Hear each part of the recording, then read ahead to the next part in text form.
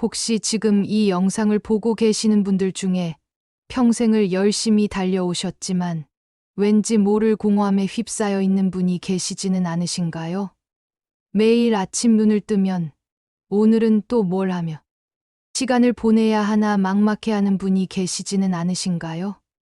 저는 여러분들의 가슴에 숨 쉬고 있는 한 편의 드라마를 들려드리려고 합니다. 겉으로는 행복해 보였던 한 부부의 이야기. 그들이 은퇴 후 겪었던 상상조차 못할 고통과 그 고통의 끝에서 마주한 놀라운 반전. 이 이야기는 단순히 한 부부의 사연이 아닙니다. 이 영상은 바로 당신의 이야기일 수도 있습니다. 오늘 영상 끝까지 함께 해주세요. 당신의 남은 인생을 통째로 바꿀 단 하나의 비밀이 담겨 있으니까요. 영호는 평생을 오직 회사라는 이름의 전쟁터에서 살아왔습니다. 그의 이름은 김영호, 30살. 갓 결혼한 젊은 가장으로서 한 회사의 문을 두드린 이래 그는 단 한 번도 뒤를 돌아본 적이 없었죠. 남들은 주말이면 가족들과 나들이를 가고 밤늦게까지 친구들과 어울렸지만 영호에게 그런 삶은 사치였습니다. 그의 세상은 오직 숫자로 가득한 보고서와 마감 기한을 맞추기 위한 끝없는 야근, 그리고 가족의 안락한 미래라는 단 하나의 목표뿐이었으니까요. 그는 새벽 5시면 어김없이 일어나 며느리처럼 밥을 짓고 찬밥, 더운 밥 가리지 않고 도시락을 쌌습니다. 그의 밥벌이가 곧 가족의 희망이라 믿었기에 퉁퉁 부은 손을 퉁퉁 털어내며 묵묵히 하루를 시작했죠. 그런 날들이 40년. 그의 삶은 오직 일로 꽉 차 있었고 바쁜 게 곧 살아있다는 증거라고 생각했습니다. 그는 굳게 믿었습니다. 이 모든 희생의 끝에는 찬란한 보상이 기다리고 있을 거라고. 마침내 은퇴라는 두 글자가 그의 손에 쥐어졌습니다. 40년간의 헌신에 대한 감사패와 함께 받은 두툼한 퇴직금 통장. 영호의 가슴은 그 어느 때보다 뜨겁게 벅차올랐습니다. 여보, 이제 우리 꽃길만 걸어요. 아내의 말에 그의 눈시울이 뜨거워졌죠. 이제야 비로소 평생 미뤄왔던 여행도 가고 친구들과 낚시도 가고 손주들과 실컷 놀아줄 생각에 그는 잠 못 이루는 밤을 보냈습니다. 하지만 그 행복은 마치 신기루처럼 짧았습니다.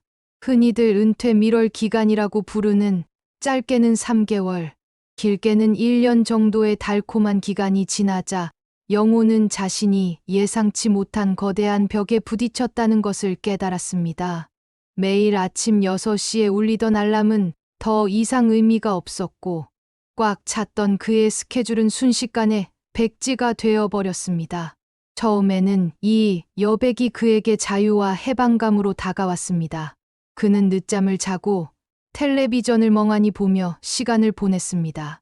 아내가 좋아하는 드라마를 함께 보고 그동안 쌓아두었던 신문을 읽는 것도 나름의 즐거움이었죠. 그러나 이 백지는 시간이 흐를수록 숨막히는 공허함으로 변해갔습니다. 그는 마치 끝없는 우주 한가운데 홀로 버려진 듯한 느낌을 받기 시작했습니다. 무엇인가 해야 한다는 조급함이 그를 덮쳤습니다. 그는 잠 못 이루는 밤이 많아졌고 아침에 눈을 뜨면 오늘은 또 뭘 하며 시간을 보내야 하나라는 막막함에 가슴이 답답해졌습니다. 평생을 채워왔던 일이라는 거대한 기둥이 사라지자 그의 삶은 텅 빈 공간으로 변해버린 겁니다. 영호는 예전에 입던 정장 차림으로 밖을 나섰습니다. 목적지도 만날 사람도 없는데 말이죠. 그전 아직은 출근길의 풍경이라도 다시 보고 싶었던 겁니다. 사람들로 가득 찬 지하철 안에서 그는 자신이 마치 투명 인간이 된 듯한 느낌을 받았습니다. 아무도 그에게 말을 걸지 않았고 그의 존재를 알아차리지 못하는 것 같았죠. 자존심이 강했던 영호는 이 비참한 현실을 누구에게도 말할 수 없었습니다. 그는 애써 태연한 척했지만 그의 속은 골마가고 있었습니다. 며칠 후 아내가 조심스럽게 물었습니다. 여보, 요즘 어디 안 나가? 그 한마디는 영호의 가슴에 비수처럼 꽂혔습니다. 내가 아내에게 짐이 된 건가? 그는 평생을 가족을 위해 희생했는데 이제 와서 아무 쓸모없는 존재가 된 것만 같았습니다. 그는 자신을 탓하며 밤마다 잠 못 이루고 새벽 3시 마당에 홀로 앉아있던 날들이 늘어갔습니다. 밤이 깊어질수록 그의 마음속 공허함은 더욱 깊어졌습니다. 그의 무릎에는 깊게 팬 주름만큼이나 무거운 좌절감이 얹혀 있었습니다. 그는 거울 속에 비친 초라한 자신의 모습을 보며 속으로 울부짖었습니다. 나는 평생 일만 해왔는데 왜 이렇게 비참해져야 하는가? 그는 자신의 삶을 부정당한 것 같은 충격에 빠졌습니다. 그리고 그 충격은 서서히 그의 가슴을 갉아먹는 우울감으로 변해갔습니다. 40년을 달려온 인생의 끝에 그를 기다리고 있는 것은 꽃길이 아니라 발 한 발짝 내디딜 수조차 없는 무후의 공간이었습니다. 하지만 영호는 몰랐습니다. 이 백지가 그의 인생에서 가장 중요한 기회라는 것을, 삶의 두 번째 그림을 그리기 위해 주어진 완벽하게 깨끗한 캔버스라는 것을 말입니다. 이 절망의 끝에서 그에게 인생의 거대한 반전이 찾아올 것이라는 사실을 그는 아직 알지 못했습니다. 영호는 처음엔 그 백지를 마음껏 누리려 했습니다. 평생을 책상 앞에서 씨름하느라 읽지 못했던 책들을 꺼내들었고 늦잠의 달콤함에 빠져 허우적댔죠. 아내와 함께 낮에 마트에 가는 것도 평생을 혼자 장 보러 다닌 아내에겐 미안함이, 영호에겐 신선함이었습니다. 여보, 이제 매일 같이 장 보러 와줘. 심심해 죽겠어. 아내의 농담에 그는 호탕하게 웃었습니다. 하지만 딱 거기까지였습니다. 한두 달이 지나자 그 자유는 더 이상 자유가 아니었습니다. 24시간을 채워주던 일이라는 거대한 기둥이 사라지자 그의 삶은 거대한 지진이 휩쓸고 간 도시처럼 텅 비어버렸습니다. 처음에는 자유라고 느꼈던 이 여백이 어느새 그를 옥죄는 투명한 감옥이 되어버린 겁니다. 점점 영호는 무력해졌습니다. 매일 아침 6시에 눈이 떠졌지만 그에게는 아무런 목적도 해야 할 일도 없었습니다. 아내가 차려주는 아침밥을 먹는 것도 어색했고 그저 멍하니 앉아있는 시간이 길어졌습니다. 그는 마치 거대한 퍼즐에서 빠져나온 작은 조각처럼 세상 어디에도 맞춰지지 않는 존재가 된 것 같았습니다. 이 무기력함은 그를 끊임없이 괴롭혔습니다. 그는 자기도 모르게 매일 아침 지하철역으로 향하기 시작했습니다. 목적지도 만날 사람도 없는데 말이죠. 그저 익숙한 출근길의 풍경이라도 다시 보고 싶었던 겁니다. 사람들로 가득 찬 지하철 안, 활기 넘치는 젊은이들 사이에서 그는 자신이 마치 우주 한가운데 버려진 듯한 느낌을 받았습니다. 그토록 자랑스러웠던 그의 명함은 이제 아무런 의미도 없는 종이 조각이 되어 주머니 속에서 먼지만 쌓여갔습니다. 어느 날 영호는 무작정 걷다가 동네 복지관 앞을 지나게 되었습니다. 유리창 너머로 웃으며 뜨개질을 하는 사람들, 붓글씨를 배우는 노인들의 모습이 보였습니다. 아, 저기라도 가서 뭐라도 배워볼까. 잠시 그런 생각을 했지만 그의 발걸음은 멈칫했습니다. 내가 이런 곳에 올 사람이 아니지. 나는 평생 일만 해왔는데 이런 데서 시간을 보낼 수는 없어. 평생을 헌신해 온 가장이라는 타이틀이 그의 발목을 잡았습니다. 그가 쌓아온 자존심이라는 단단한 벽이 그를 밖으로 나가지 못하게 막았죠. 그는 다시 집으로 돌아와 하루 종일 TV 채널만 돌렸습니다. 수십 번씩 채널을 바꿔가며 시간만 죽이는 자신의 모습이 너무나 한심하게 느껴졌습니다. 며칠 후 아내가 조심스럽게 물었습니다. 여보, 요즘 어디 안 나가? 집에만 있으니 답답하지 않아? 그 한마디에 영호의 심장은 멎는 듯한 충격을 받았습니다. 내가 아내에게 짐이 된 건가? 그는 평생을 가족을 위해 희생했는데 이제 와서 아무 쓸모없는 존재, 가족의 짐이 된 것만 같았습니다. 밤마다 잠 못 이루고 새벽 3시 마당에 홀로 앉아있던 날들이 늘어갔습니다. 밤 공기는 차가웠지만 그의 마음속에 이는 고독의 바람은 더욱 매서웠습니다. 그는 마당에 놓인 차가운 벤치에 앉아 멍하니 밤하늘을 올려다보며 생각했습니다. 내 인생은 대체 어디로 간 거지? 내가 평생을 바쳐 지켜온 것은 대체 무엇이었나? 그는 결국 울음을 터뜨렸습니다. 소리 없이 흐르는 눈물이 차가운 뺨을 타고 흘러내렸습니다. 평생을 강한 가장으로 살아왔기에 누구에게도 보이지 않게 숨겨왔던 약한 모습이었습니다. 그의 어깨는 무너져 내렸고 퉁퉁 부은 팔을 혼자 감싸 안고 울던 날들이 이어졌습니다. 자존심이 허락하지 않아 복지관의 문턱을 넘지 못했던 그는 이제 모든 것을 잃은 듯한 상실감에 갇혀버렸습니다.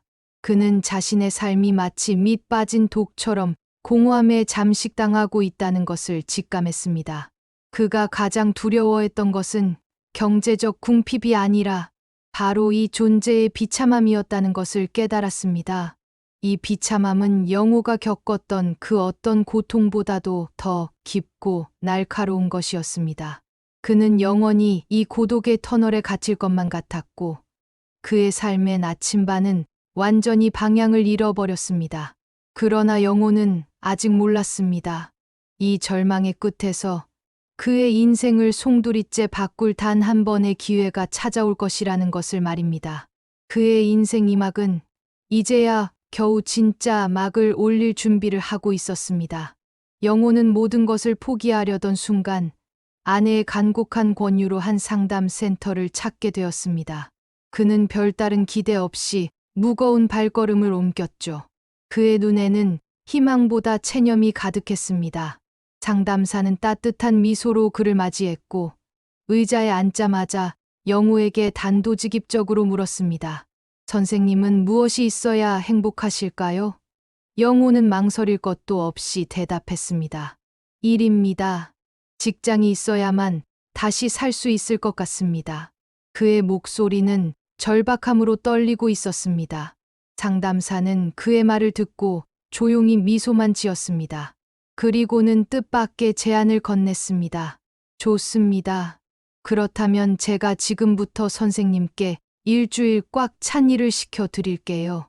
보수는 한 푼도 없지만 이 일을 해내신다면 선생님은 세상에서 가장 바쁜 사람, 그리고 가장 행복한 사람이 될 겁니다. 영호는 그 말을 믿지 않았습니다.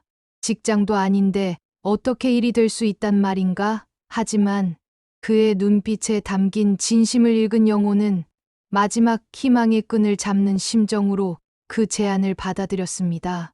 상담사는 영호와 함께 빼곡한 일주일 스케줄을 짰습니다.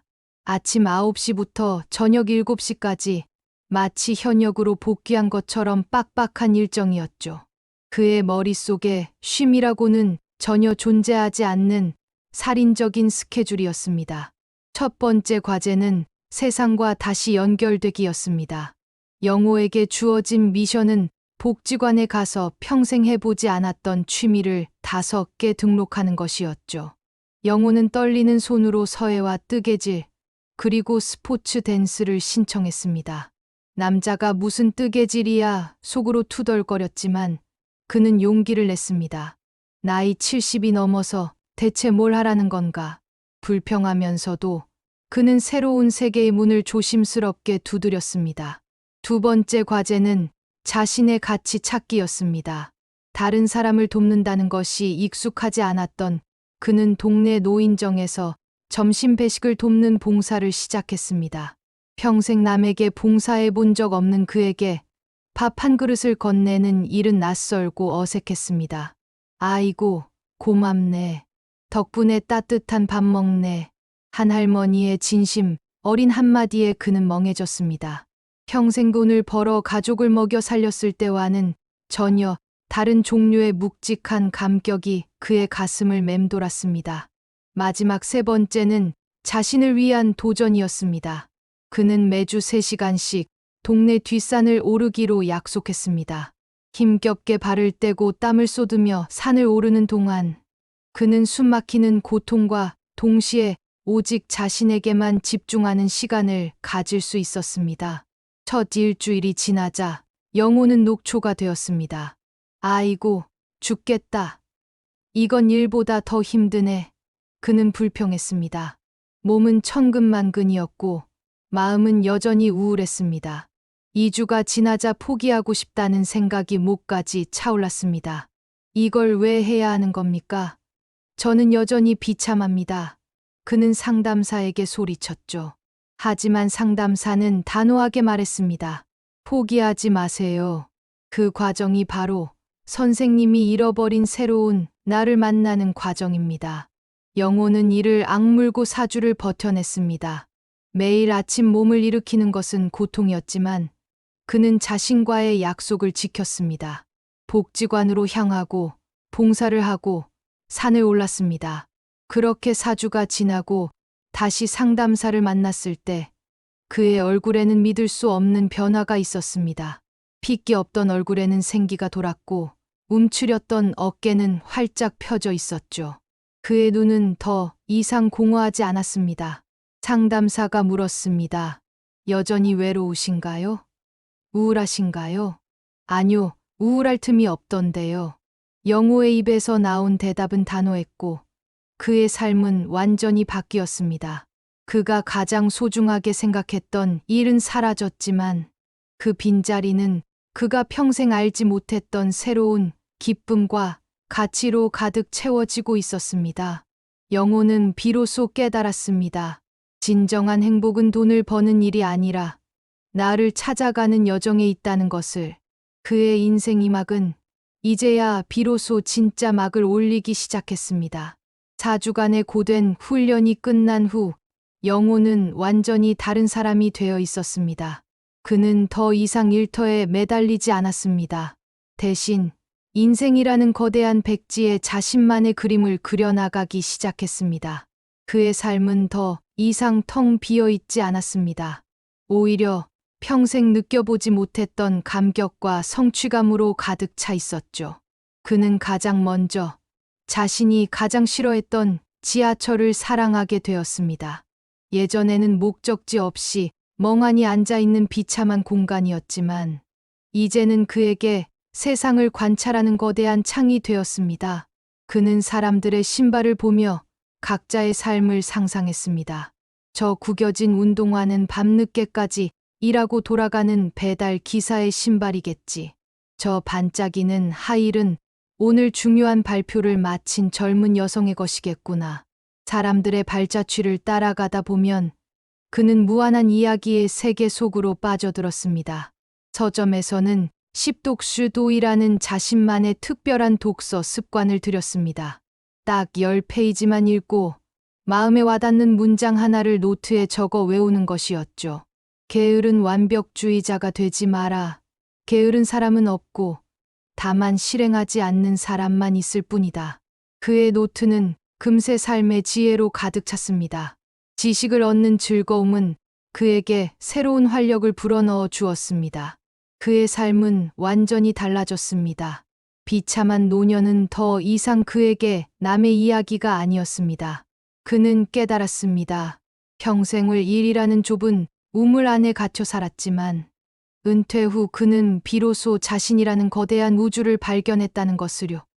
내 인생의 좌표는 다른 사람이 정해주지 않고 내 인생의 계획도 내가 세우는 것이라는 사실을 깨달은 순간 그의 삶은 다시 빛을 발하기 시작했습니다.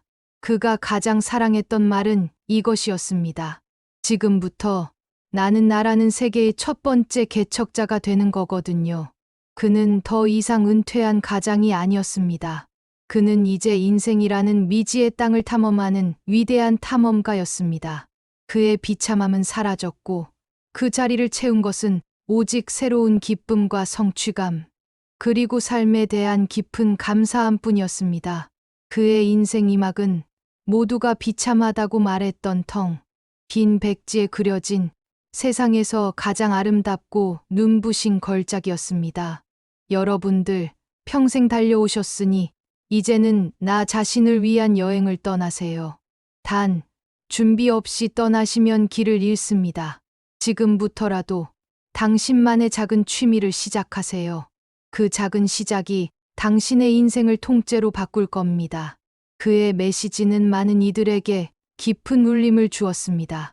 그동안의 희생과 헌신, 그리고 고난의 시간을 지나 이제는 당신을 위한 마지막 무대가 펼쳐지고 있습니다. 남은 인생의 행복은 그 누구도 대신 만들어주지 않습니다. 당신 스스로가 주인공이 되어 당신만의 멋진 시나리오를 써 내려가야 합니다. 오늘 영상이 여러분의 삶의 작은 불씨가 되었기를 진심으로 바랍니다. 아, 나도 해볼까? 이런 마음이 드셨다면 그것만으로도 당신은 이미 인생의 위대한 첫걸음을 내디딘 것입니다. 여러분의 소중한 삶에 영원히 빛이 가득하기를 바라며 오늘 영상이 도움이 되셨다면 좋아요와 구독, 알림 설정 부탁드립니다. 사랑하는 사람들에게 이 영상을 공유해 주세요. 모두가 행복한 노년을 맞이하는 그날까지 인생 9단은 여러분과 함께하겠습니다.